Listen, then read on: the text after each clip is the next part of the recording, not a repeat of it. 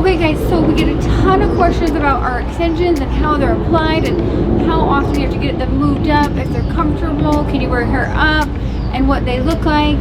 So we're going to kind of show you how we do Sierra's extensions and how we kind of blend everything together. We will hopefully answer a bunch of your questions today. Okay, so first what we're going to do is we take them out, and it's really easy, simple.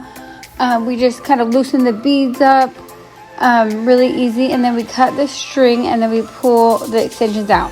Once they're out, we always do before videos, before pics, just so we can see that the hair is growing good. And now we just go ahead and section that hair off, and I always usually do extensions first before I color the hair or anything, so I can kind of blend, match everything together. For us, it's so much easier. So what we do first is after we section, then we're going to put the beads on, and they're really comfortable because they're not tight to your scalp. They lay really flat, and your head's usually not sore after or anything like that. So what we do after that is we place the beads, then we pick the hair and we place the hair, and we just sew that hair directly onto the string. So once that hair is sewn in, then we go ahead and start the coloring and everything to blend all those extensions really well.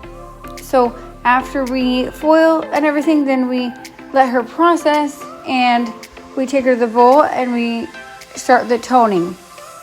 After we start the toning, we treat the extension hair just like normal hair, so we kind of blend everything together. And that way everything's super even and you're not toning things like separately. Sometimes you might have to use a little different shade on the extension hair than the regular hair, but usually we just tone it all together. And as you can see, it's the perfect blonde. And there you can see the before and after. If you have any other questions, let me know. If not, we'll see you next time. Thanks so much.